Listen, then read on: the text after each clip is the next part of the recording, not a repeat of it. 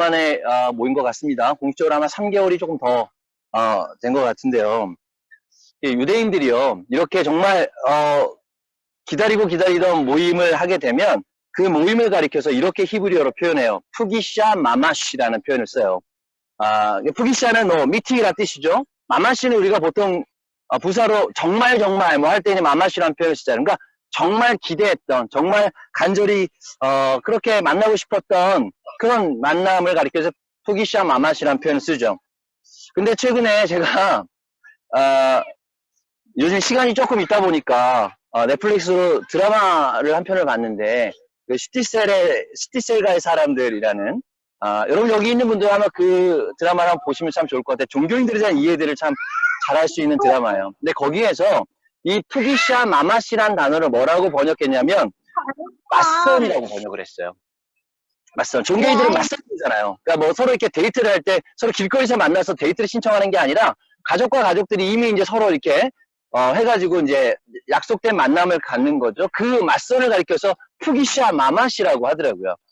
그러니까 그렇게 보면 저한테 이제 오늘 우리에게는 이것이 저한테 너무나 푸기샤 마마시죠. 너무나 모이고 싶었던 모임이고, 종교인들은 서로 약속이지만 사랑을 전제로, 아니면 이것이 좀 더 발전이 되면 가족이 되는 전제로, 서로 부부가 되는 전제로 하는 만남, 굉장히 진지한 푸기샤 레슨이죠. 정말 푸기샤 그 어떤 진지한 만남들을 가릴 때 이 푸기샤 마마시라는 표현을 쓰는 거죠. 근데 우리가 이제 영적으로 보면 하나님께서 우리의 오늘 이 만남을 정말 기대하고 계셨고, 그리고 계획하고 계셨고, 오늘 그렇게 우리가 이 모인 것 자체는 정말 푸기샤 마마시라는 생각이 듭니다. 그래서 그동안 정말 한 분도 아프지 않고 잘 지켜주셔서, 또 저희에게는 확진자가 한 명도 없지만 확진자가 제일 많았지만 우리 안에 정말 안전하게 다 건강하게 지켜주신 것이 너무나 감사한 일인 것 같습니다. 오늘 시편 33편은 오늘 말씀에서도 읽었던 것처럼 그 하나님의 계획은 영원하시고, 또 하나님의 이름을 가지고 사는 사람들을 향해 하나님께서 그들을 돌보아 지키시고, 또 오늘 그렇게 굽어 살피신다라고 하는 그 하나님의 언약에 대한 말씀을 표현하고 있는 게 시편 33편입니다. 반대로 본다면 그분의 시선, 그분의 계획, 그분의 시간, 그분의 관점으로 지금 우리를 바라보고 계시다는 거죠. 여러분, 결국 우리는 역사를 통해서 하나님의 시선이 어디에 있었는지를 우리가 나중에서야 좀 깨닫게 됩니다. 우리가 이제 뭐 어려움이 있을 때, 뭐 코로나가 한참이었을 때는 왜 대체 이 땅에 코로나가 있었을까?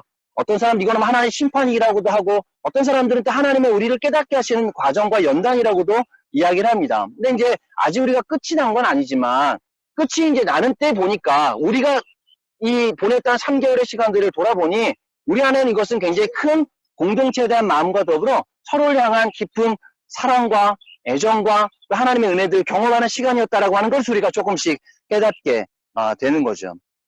이것을 유대인들은요, 특별히 이제 유대교 내에서 신학적인 용어인데, 이 어떤 하나님의 섭리, 하나님이 이 땅을 향해서 시선을 두시는 것, 그것을 가리켜서 하시가하 프라티트라는 단어를 써요. 오늘 이제 어제 이 카톡에 올려놨는데, 하나님의 섭리라는 단어를 하시가하 프라티트라는 단어를 쓰는 거죠.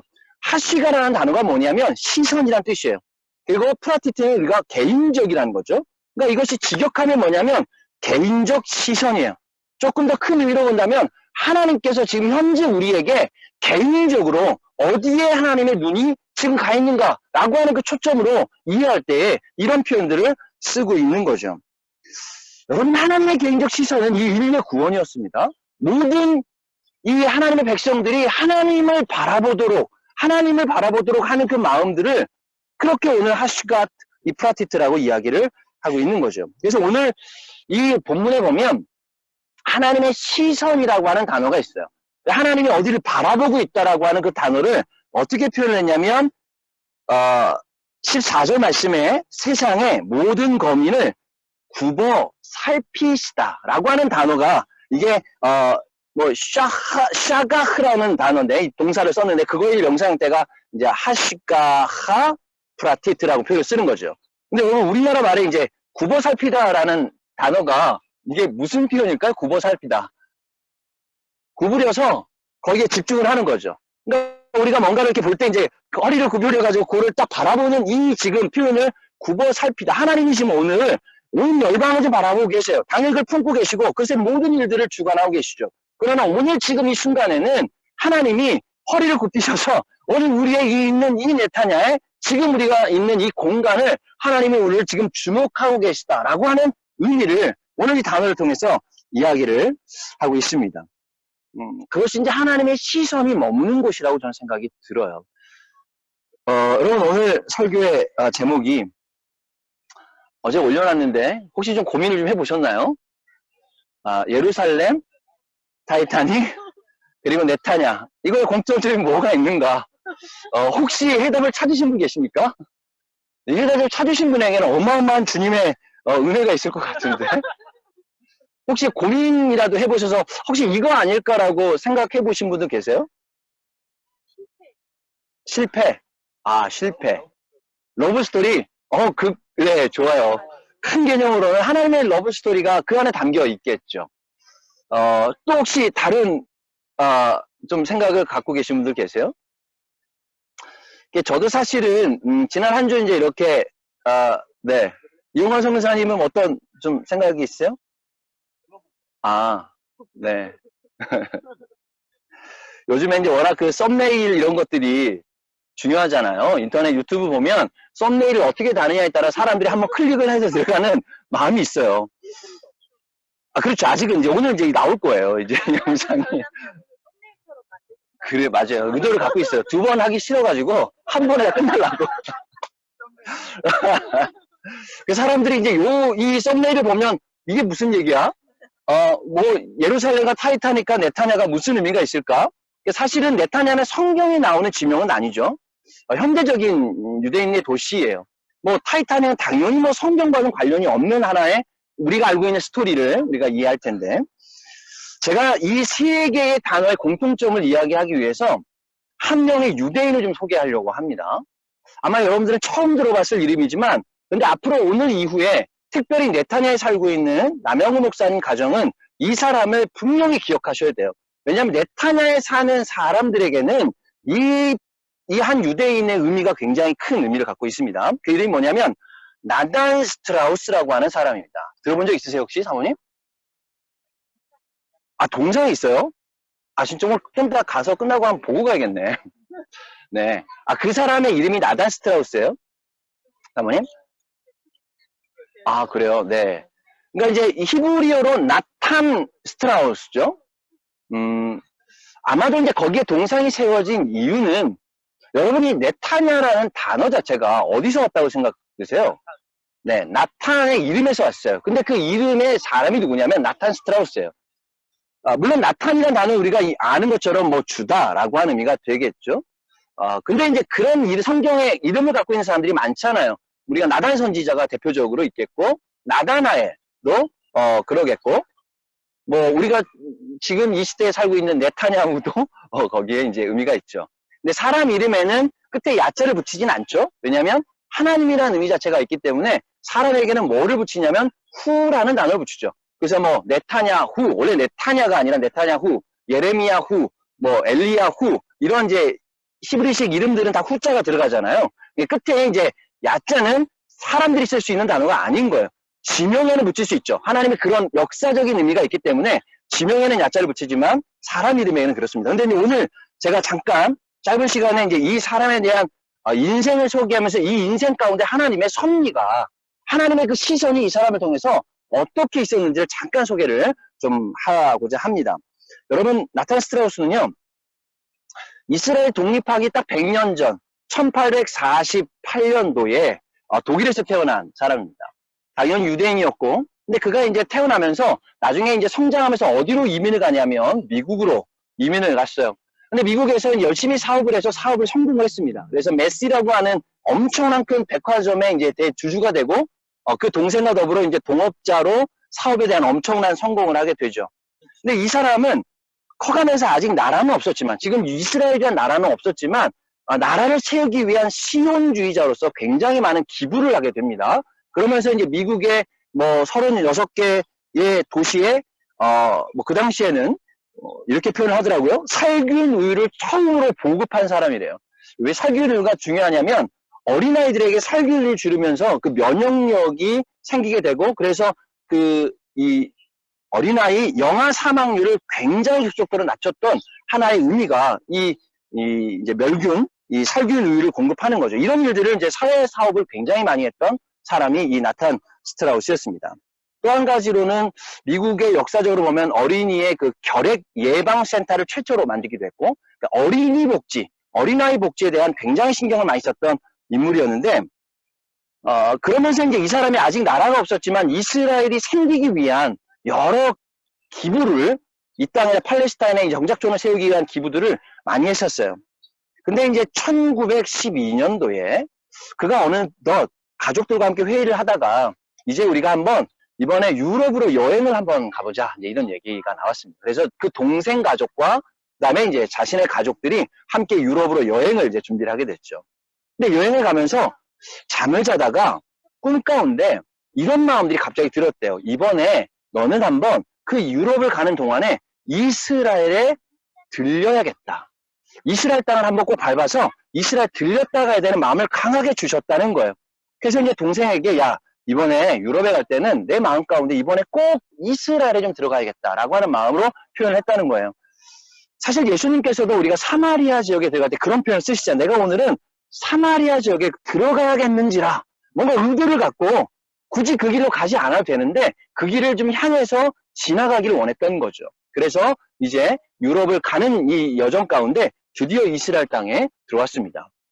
근데 처음에 계획은요, 일주일 동안 머무는 거였어요. 그래서 자신이 이제 기부했던 그런 정착촌들이 세워지는 여러 여정들을 좀 이렇게 보고 또 무엇이 좀 더 도움이 필요한지를 보려고 이제 온 거죠. 일주일 동안 쭉 어떤 지역들을 다 다녀보고 왔는데, 그러니까 동생은 드디어 일주일이 지나고 난 다음에 드디어 이제 형, 우리 이제 모든 일정 다 끝났으니까 이제 우리 본래 일정 유럽에 가서 이제 여행을 하러 영국에 이제 가자고 얘기를 하는데, 그때 이제 이 나탄 스트라우스에 대한 마음에 강한 불이 임한 거예요.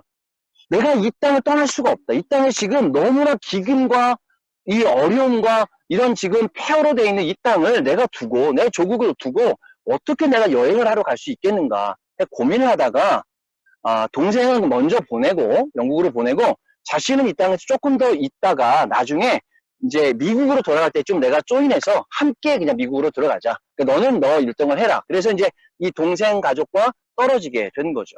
그러면서 이제 이 나탄 스트라우스는 자기 부인과 함께 이스라엘 나머지 일정들을 다녔어요. 그러면서 필요한 곳에 함께 섬기기도 하고 또 필요한 재정들을 또 그렇게 기부하기도 했던 이제 일정들이 있었는데, 근데 그러는 중에 영국에 있는 이제 동생 부부가 급하게 편지를 쓴 거예요. 근데 그 편지의 내용이 뭐냐면, 형, 지금 우리가 이제 이 배를 하나 티켓을 예약을 했는데 이 배가 미국으로 가는 아주 중요한 배야. 그리고 이 배를 꼭 타야만 형하고 우리랑 같이 미국에 들어갈 수 있으니까 이 1912년 4월 15일 전까지는 꼭 영국에 와야 된다고. 그래서 이제 이 편지를 받은 나탄 스트라우스가, 그래, 이제 우리가 돌아갈 때가 됐구나. 그래서 마지막 일정으로 어딜 가냐면 예루살렘으로 갑니다. 그래서 예루살렘에서 그 당시에 그 키친이라고 하는 기부단체죠. 그러니까 그 당시에 그 가난한 사람, 특별히 과부들에게 이제 먹을 것을 나눠주었던 그런 사역을 했던 단체인데, 이 단체를 이제 방문을 하고 거기에서 어떤 사역을 하는지 보고, 그런 이제 그거를 끝내고 이제 배를 타고 영국으로 가려고 이제 여기에서 모든 준비를 다 끝내놓은 거예요. 근데 마지막 일정으로 가는데 안타깝게도 거기 일정을 하다가 넘어져가지고 다리가 부러진 거예요. 그 다리가 부러져가지고 움직일 수가 없었습니다. 그래서 바로 이제 병원에 갔다가 병원에서 다리를 기부스를 하고 하다 보니 배를 탈 수가 없었던 거죠. 결국은 배를 못 타고 결국은 영국에 가지 못했어요.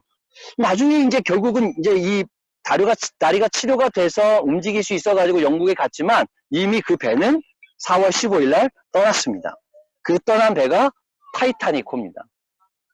여러분, 타이타닉호가 첫 번째 출항을 하면서 결국은 침몰이 됐잖아요. 그래서 결국은 그 타이타닉호에 타 있던 그 동생, 나탄 스트라우스의 동생 가족은 안타깝게도 불행하게 그 안에서 죽게 된 거죠. 이 나탄 스트라우스에게는 엄청난 큰 충격이자 상처였습니다. 그리고 불행이었죠. 아, 내가 만약에 근데 그 배를 탔다면 나도 죽었겠죠. 자신도 죽었겠죠. 이 일들을 경험하고 난 이후에 그는 다시 미국으로 돌아가서 자신의 모든 재산의 3분의 1을 사회 환원하면서 기부를 합니다. 그 가운데 대표적으로 했던 게 뭐냐면 지중해 연안에 유대인 정착촌을 도우는데 가장 결정적인 역할을 했던 인물이 누구냐면 나단 스트라우스예요. 그래서 이 네타냐라는 도시가 세워지면서 이 나단 스트라우스의 이름을 따서 네타냐라는 이름이 정해지게 된 거죠. 아, 굉장한 러브 스토리가 들어 있는 거죠. 저도 사실은 이번에 좀 알았어요. 이번에 좀 이렇게 자료들을 좀 찾아보니까 의외로 우리가 네타냐를 올 일이 많습니다. 남영 목사님이 당연히 있으니까 올 일도 있지만 가끔 우리가 이제 순례 팀들을 맞이하다 보면 요즘은 네타냐에서 첫날 밤을 자잖아요. 공항에 도착하면 여기에서 네타냐에서 자고 그 다음에 갈릴리로 이제 올라갈 일정들이 대부분 많이 해요.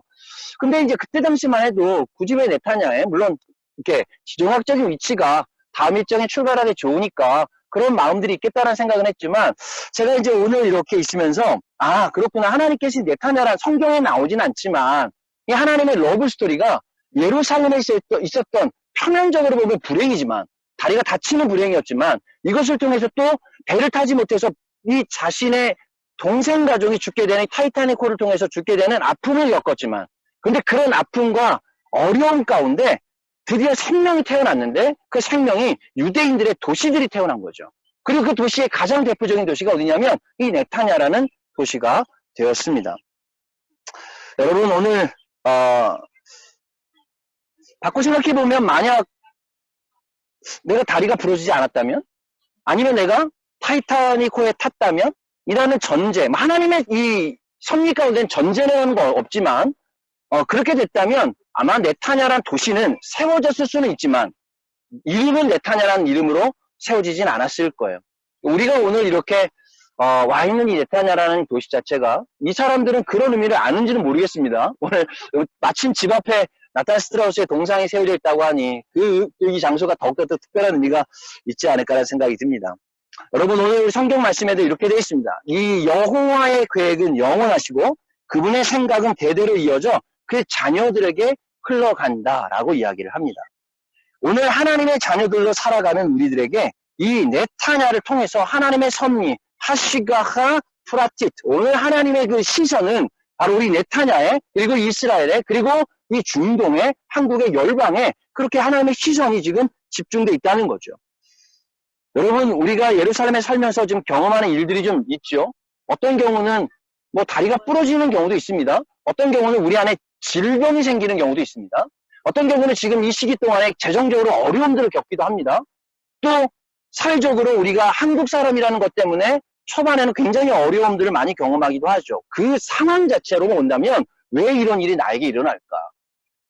그러나 지금 뭐 하나님의 이 섭리 가운데 예루살렘에서 이 나단 스트라우스가 다리가 부러진 일은 모든 일이 그 뒷일이 다 틀어진 것 같지만 하나님께서 이 땅에 새로운 생명의 도시들을 만들기 위한 하나님의 계획이었다는 거죠. 그 가운데 가족을 잃는 슬픔도 있었고 자신의 다리가 부러지는 아픔도 있었고 모든 계획들이 틀어지는 우리 관점에서 보면 그런 일이 일어날다 할지라도 하나님의 섭리 가운데는 이것은 우리 안에 그것을 경험해야 되는 그것을 이겨내야 되는 과정으로 허락하신 하나님의 선물인 것이죠.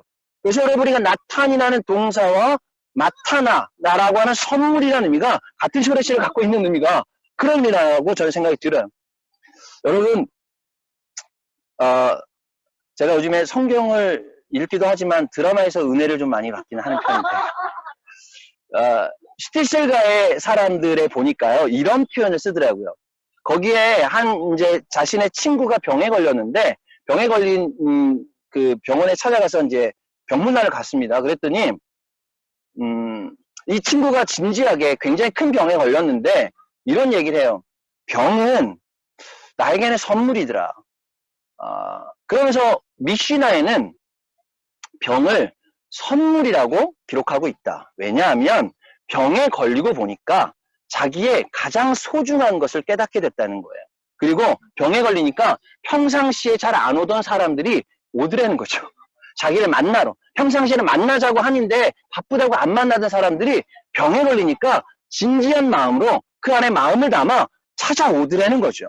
그리고 자신에게 평상시에는 뭐 잘해줬겠지만 진짜 사랑하는 자기의 부인이 신장 이식이 필요했는데 자기의 신장을 자기 부인이 이식을 해준 거예요.